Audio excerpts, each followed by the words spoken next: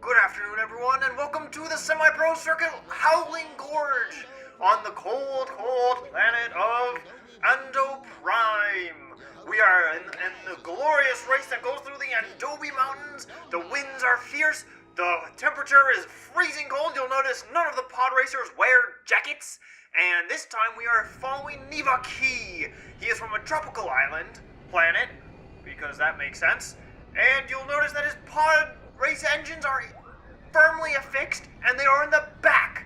And off they go again. This is the semi-pro circuit. It's colder, it's faster, it's wetter, it's hotter, it's stranger, it's odder, it's more normal, it's everything you could hope for and more! And maybe just a little bit less. After all, folks, I'm probably going to lose money on this race, but we are following Nivaki. He's not used to the snow, he's not used to the ice, and he's definitely not used to the wind chill. But you can see that he's managing to get around the stalagmites. You can see all sorts of good stuff going on here, folks. You can see that Juan Sandage is coming up in 11th. You can see Bullseye Navor in 9th. He won our last race, folks, but he's from a water planet, not a frozen water planet. Although Nivaki, again, he is from a tropical planet, so the fact that he's doing so well is weird. And you'll notice that his pod races, as I mentioned before, are firmly affixed. This is a strategic plan, folks.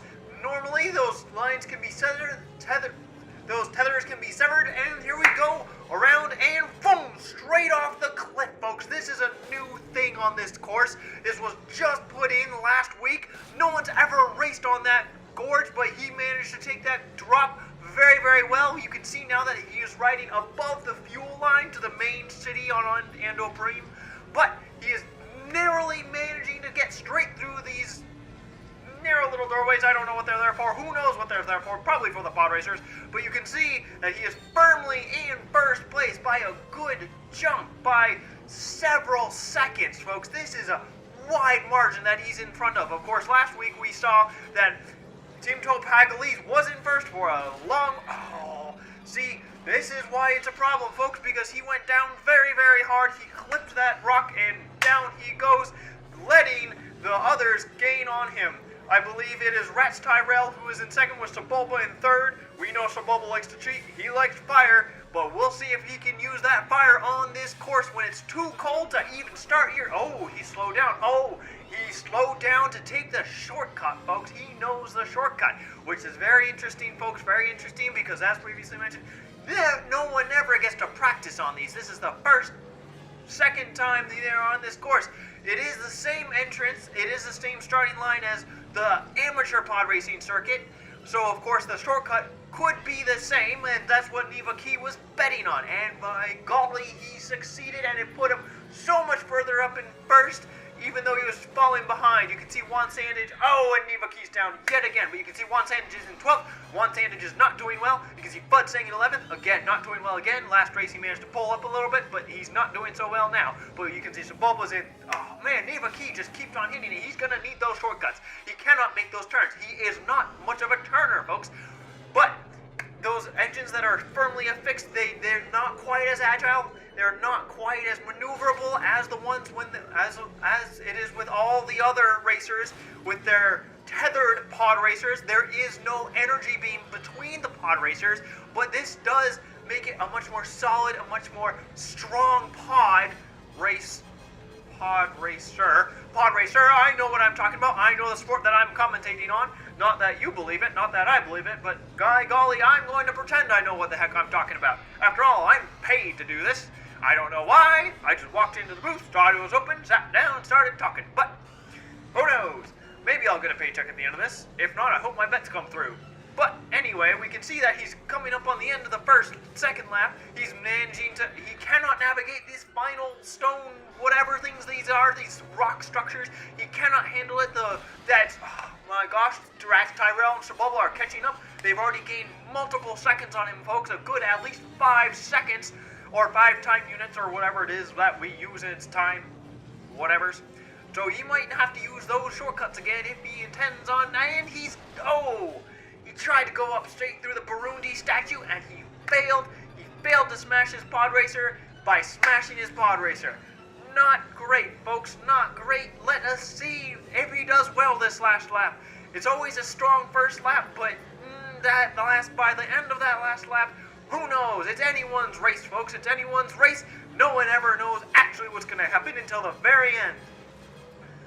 But he is choosing to go to the left this side. We'll see what happens with that. He manages to miss the stalactites. Juan Sandage, we can now notice, is now in 11th. He's taken 11th, and Fudsang is as the same as he did last race, falling behind still.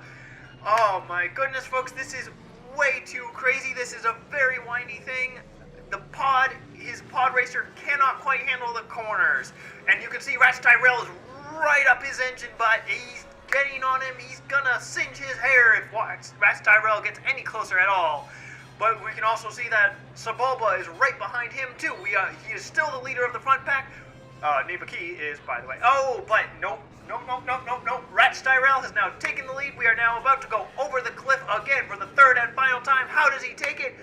Pretty well. He stays low and he clips a rock. He clips a pebble, folks, and that little pebble at those speeds, at going 400, 500 units per unit of whatever speed it is we're talking about, man, that even so much as a pebble can trip you up, and we saw that happen right there, but he did not let it get him down. He is navigating these. If he takes so much as a single clip, he is going to lose this race, but he is managing to hold the race. He is managing to keep it tight. He is managing to hold steady. We can see that Fudsang has just dropped like a brick. He went from 9th and 10th down to 12th by a large margin. Fudsang is out of this race. Alderbedo is catching up to Sebulba. Again, Alderbedo, we've been on his track before, but Alderbedo knows this track. He practices on this planet, and we can see that he's catching up to Sebulba, but Navaki might hold it to the very end. He might come in first, folks. He might come in first, which is a triumph for tropical races everywhere. He's coming in for the final. If he fails to get first, by golly, that would be embarrassing, and boom! First place, folks. First place to the weird-engined tropical race. That's a very exciting race, folks. It was niggly, it was wiggly, and it was padoopaki. I don't know. I'm trying to come up with adjectives, and I can't come up with any adjectives. This was a very intense race, folks. This was very intense. But I hope you will all join us next week as we go to Doug Derby, where we'll be going back to Malastair 100. If you recall, Malastair 100 was the track. So, if you recall, folks, that was a very fun track. It was very Android-y, and I hope to see you all there next week. Good night, and good luck.